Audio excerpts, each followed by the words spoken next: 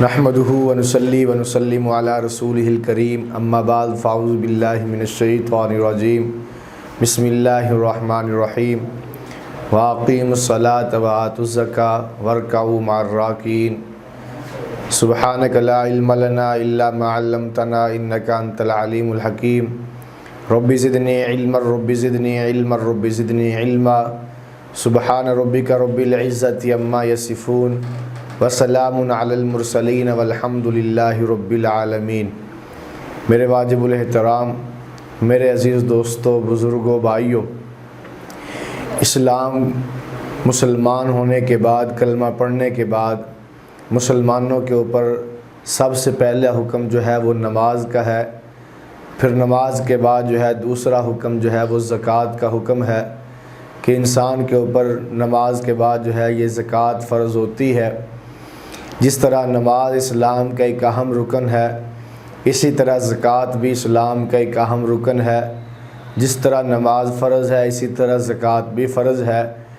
ہر مذہب کے اندر، دنیا کے ہر مذہب کے اندر جو ہے غرباء کے لیے، فقراء کے لیے، ان کے کھانے پینے کے لیے، ان کی دیکھ بھال کے لیے کوئی نہ کوئی تجویز رکھی جاتی ہے۔ لیکن اسلام کا حسن یہ ہے کہ اسلام نے باقاعدہ ان کے لیے ایک حصہ مقرر کر کے اس کو فرض کر دیا گیا ہے کہ مالدار مسلمانوں کے اوپر غرباء فقراء کے لیے اتنا حصہ جو ہے وہ ہے نکالنا ضروری ہے، فرض کر دیا گیا ہے ان کے اوپر۔ جس طرح قرآن پاک کے اندر جو ہے زکوٰۃ کی فرضیت کے حوالے سے جتنی دفعہ بھی نماز کا ذکر آیا، ساتھ اللہ کی ذات نے زکوٰۃ کا حکم بھی دیا ہے۔ تقریباً 32 یا 33 مقامات کے اوپر اللہ کی ذات نے نماز اور زکوٰۃ اکٹھا ذکر کیا کہ نماز کو قائم کرو، زکوٰۃ کو ادا کرو، یعنی نماز کو مختلف الفاظ کے ساتھ نماز کا اور اسی طرح زکوٰۃ کا حکم اللہ کی ذات نے دیا ہے، اور زکوٰۃ جو ہے مسلمانوں کے اوپر فرض کر دی گئی ہے۔ اب اس کی فرضیت کو یہاں سے دیکھا جائے کہ جو ہے یہ اس کا حکم جو ہے مکہ مکرمہ کے اندر ہی نازل ہو چکا تھا، لیکن پھر اس کے وصول کے لیے باقاعدہ جو تشکیل دی گئی ہے وہ مدینہ منورہ کے اندر وصولی کے لیے جو ہے اصول بنائے گئے۔ زکوٰۃ جو ہے کتنی فرض ہے اور اس کے بارے میں کیا ترتیب ہے، اس کے حوالے سے بات کرنے سے پہلے آپ حضرات کو زکوٰۃ کی اہمیت بتانا چاہتا ہوں۔ حضور علیہ الصلاۃ والسلام کی وفات کے بعد مختلف قسم کے فتنے بر اٹھے، مختلف قسم کے فتنوں نے سر اٹھایا، جن میں سے مسیلمہ کذاب کا فتنہ تھا، اس نے نبوت کا دعویٰ کیا۔ اسی طرح جو ہے زکوٰۃ کے منکرین اٹھے، تو حضرت سیدنا ابو بکر صدیق رضی اللہ تعالیٰ عنہ نے ڈٹ کر جو ہے دونوں فتنوں کا مقابلہ کیا۔ اب کتنے صحابہ کی تشکیل ہوئی، لشکر نکلے مسیلمہ کذاب کی طرف، وہاں پر جو ہے کئی سو سینکڑوں تعداد کے اندر جو ہے مسلمان جو ہے وہ صحابہ اکرام شہید بھی ہوئے۔ تو وہیں پر جو ہے زکوٰۃ کے منکرین کا فتنہ بھی کھڑا ہو گیا۔ انہوں نے کہا یہ ایک ٹیکس ہے جو اللہ کے نبی صلی اللہ علیہ وسلم کے دور کے اندر تو تھا، لہٰذا اب ہم یہ زکوٰۃ جو ہے وہ نہیں دیں گے۔ تو سیدنا صدیق اکبر رضی اللہ تعالیٰ نے ان کے لیے بھی ایک جو ہے صحابہ اکرام کی جماعت تیار کی کہ اس کے لیے بھی ہم قتال کریں گے۔ تو سیدنا عمر فاروق رضی اللہ تعالیٰ عنہ نے حضرت ابوبکر صدیق کو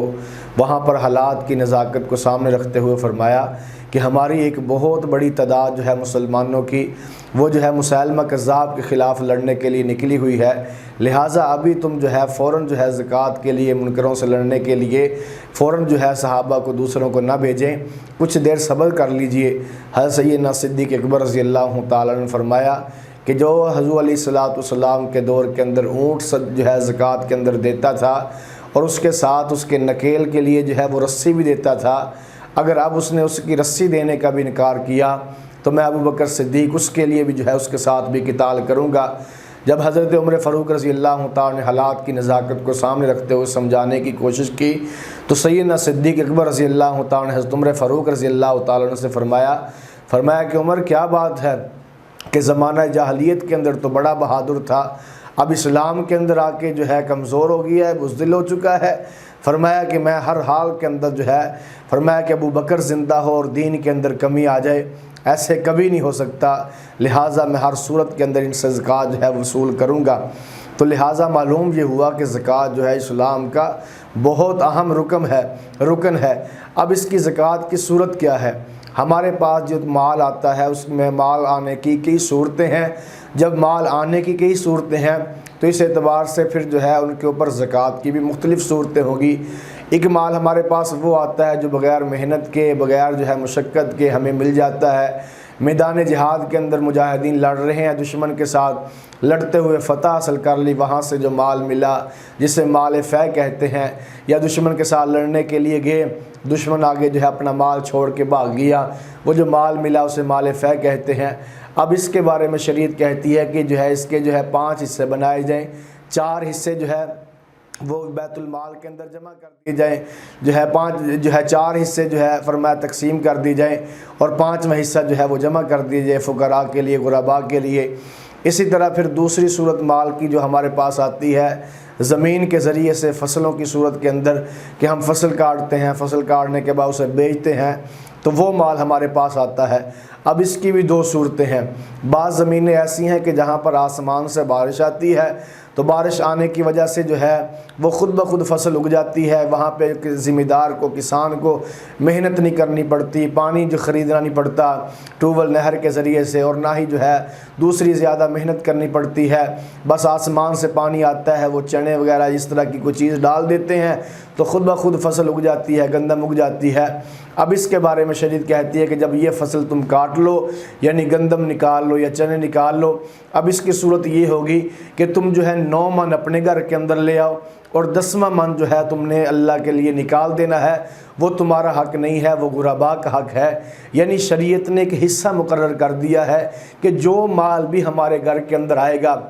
محنت کر کے ہم لائیں گے، مشقت کر کے لائیں گے، یقیناً وہ مال حلال ہی ہوگا، لیکن اس کی شریعت نے ایک حد مقرر کر دی ہے، اتنی حد تک وہ مال رہے گا تو حلال ہوگا۔ اگر اس سے زائد مال آ جائے گا اور تم اس کی زکوٰۃ نہیں نکالو گے، اس کے اندر میرا حصہ نہیں نکالو گے، تو پھر شریعت کہتی ہے کہ وہ سارے کا سارا مال تمہارا ناجائز ہو جائے گا، تمہارے اوپر جو ہے وہ حرام ہو جائے گا۔ فرمایا کہ اب تم نے 10 من نکالی گندم، اب 10 من محنت کر کے تم لے کر کے آئے، فرمایا تم نے محنت کی تھی، اس کو کاٹا ہے، زمین کو مشین کے اندر سے دانے نکالنے کے بعد گھر لے، یقیناً ہر آدمی کہے گا یہ تو حلال مال ہے، لیکن جب 9 من سے اوپر 10 من ہو گئے، اب شریعت کہتی ہے کہ 9 من تیرے اوپر حلال تب ہوں گے جب تو نے 10واں من جو ہے اللہ کے راستے میں نکالے گا، فقراء کے لیے نکالے گا، تو تیرے 10 جو ہے 9 من حلال ہوں گے۔ اگر 10 من میں سے تو نے جو ہے اللہ کے راستے میں 1 من نہ نکالا تو تیرے یہ 9 من بھی جو ہے تیرے اوپر جو ہے وہ حرام ہو جائیں گے۔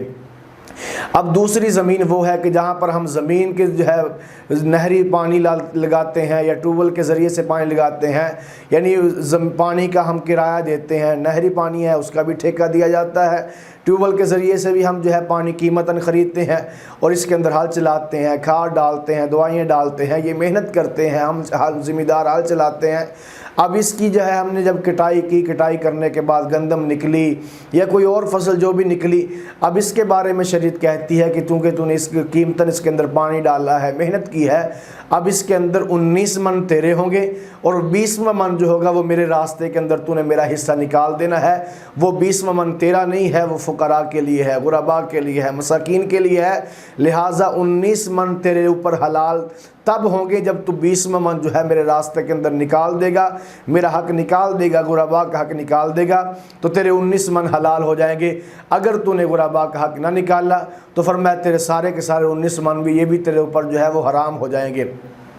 یہ 2 صورتیں ہیں۔ اب تیسری صورت جو ہمارے پاس گھروں کے اندر مال آتا ہے کہ دکان کے ذریعے سے، کاروبار کے ذریعے سے، ملازمت کے ذریعے سے ہم اپنے گھروں کے اندر مال پیسہ لے کے آتے ہیں، چاندی آتی ہے، سونا ہمارے گھروں کے اندر ہوتا ہے۔ اب اس کے بارے میں کیا حکم ہوگا؟ وہ مال جو ہم جو ہے دکان کے ذریعے سے، ملازمت کے ذریعے سے، محنت مزدوری کے ذریعے سے جو پیسہ گھر کے اندر لے کے آتے ہیں، اب اس پیسے کا حساب لگایا جائے گا۔ اور سونے چاندی کے بارے میں، اگر سونا ہے یا چاندی ہے، اگر صرف سونا ہے اور کوئی نقدی تمہارے پاس نہیں ہے، چاندی تمہارے پاس نہیں ہے، صرف سونا ہے، تو شریعت کہتی ہے اگر 7.5 تولے سونا تیرے پاس ہے تو پھر تیرے اوپر جو ہے وہ زکوٰۃ واجب ہوگی۔ اگر 7.5 تولے سے سونا کم ہے اور کوئی اور نقدی بھی نہیں ہے اور چاندی بھی نہیں ہے تو پھر تیرے اوپر زکوٰۃ نہیں آئے گی۔ اسی طرح ایک آدمی کے پاس چاندی ہے اور صرف چاندی ہے، سونا بھی نہیں ہے، نقدی پیسہ بھی نہیں ہے، اب صرف چاندی ہے، تو چاندی کے بارے میں فرمایا شریعت یہ کہتی ہے اگر 52.5 تولے چاندی ہوگی تو پھر تیرے اوپر زکوٰۃ ہوگی۔ اگر 52.5 تولے چاندی نہیں ہے، 51 تولے چاندی ہے یا 50 تولے چاندی ہے تو پھر تیرے اوپر زکوٰۃ نہیں ہوگی۔ اور اگر جو ہے نقدی پیسہ تمہارے پاس ہے تو نقدی پیسے کے بارے میں بھی جو ہے اس کو بھی جمع کیا جائے گا، وہ کتنا ہے تو 40واں حصہ جو ہے وہ نکال کر اللہ کے راستے کے اندر جو ہے وہ دینا ہوگا۔ اب اگر ایک آدمی ہے اس کے پاس کچھ سونا ہے، کچھ چاندی ہے، کچھ نقدی پیسے ہے، اب تینوں کا حساب لگایا جائے گا، تینوں کی قیمت جمع کی جائے گی۔ اگر اتنی قیمت بن جاتی ہے کہ 52.5 تولے چاندی کی جتنی قیمت ہے اتنی ان تینوں کی قیمت بن جاتی ہے، اب شریعت کہتی ہے کہ اس کے اوپر جو ہے وہ زکوٰۃ دینا اس کو ضروری ہوگا۔ اور زکوٰۃ یعنی مال کا 40واں حصہ، مال کے 40 حصے بنائیں گے اور پھر ان میں سے 39 حصے تمہارے ہوں گے اور 40واں حصہ تم نے اللہ کے راستے کے اندر جو ہے زکوٰۃ کی صورت کے اندر دے دینا ہے۔ یہ ہے زکوٰۃ کی جو حدود اللہ کی ذات نے مقرر کی ہیں۔ اگر ان حدود کے اندر رہتے ہوئے فرمایا ہم جو ہے زکوٰۃ صحیح معنوں کے اندر ادا کریں گے، ان غرباء کا حق غرباء تک پہنچائیں گے تو پھر ہمارا پچھلا مال بھی اللہ پاک کر دیں گے اور مال کے اندر اضافہ ہو جائے گا۔ اب دیکھنے میں تو یہ آتا ہے اگر ہم نے اپنے مال میں سے زکوٰۃ نکال دی تو مال تو کم ہو جائے گا، لیکن اللہ فرماتے تمہارا مال کم نہیں ہوگا بلکہ میں مال کے اندر مزید برکت ڈال دوں گا۔ تمہاری آنکھ دھوکہ کھا رہی ہے، تم کہہ رہے کہ مال کم ہو رہا ہے، مال تمہارا کم نہیں ہو رہا بلکہ اللہ کی ذات کہہ رہی کہ تمہارا مال جو ہے مزید بڑھ بھی رہا ہے اور اس کے اندر جو ہے برکت بھی ڈالی جا رہی ہے۔ اگر تم نے زکوٰۃ نہ دی تو پھر بھی اللہ کی ذات کے نقصان نہیں کرو گے، اپنا ہی نقصان کرو گے کہ سارے کا سارا مال تمہارے اوپر حرام ہو جائے گا اگر تم نے جو ہے وہ زکوٰۃ نہ دی۔ تو قصہ مختصر یہ ہے، زکوٰۃ دینے کے اندر زکوٰۃ کا پہلا فائدہ یہ ہے کہ زکوٰۃ دینے سے ہمارا سارے کا سارا مال وہ پاک ہو جائے گا، یعنی یہ زکوٰۃ کا پہلا فائدہ ہے۔ دوسرا فائدہ زکوٰۃ کا یہ ہے جو آدمی زکوٰۃ دیتے ہیں اللہ کی ذات ان کے مال کے اندر برکت ڈال دیتے ہیں۔ تیسرا فائدہ زکوٰۃ کا یہ ہے جو آدمی زکوٰۃ دیتا ہے اس کے دل سے اللہ دنیا کی محبت نکال دیتے ہیں۔ یہ جو ہمارے دلوں کے اندر پیسے کی محبت ہے، دنیا کی محبت ہے، تو یہ اللہ کی ذات جو ہے زکوٰۃ ادا کرنے سے یہ محبت دنیا کی نکال دیں گے۔ تو یہ زکوٰۃ کے فائدے ہیں۔ اس لیے جو ہے اب اگلی بات یہ ہے کہ جی زکوٰۃ کن لوگوں کو دینی چاہیے، زکوٰۃ کے اصلی مصارف کون ہے، اس کے اوپر بات انشاءاللہ میں اگلی ویڈیو کے اندر کروں گا۔ دعا ہے کہ اللہ کی ذات ہم سب کو صحیح معنوں کے اندر جو ہے قرآن و سنت کے مطابق زندگیاں گزارنے کی توفیق عطا فرمائے۔ وما علینا الا البلاغ المبین۔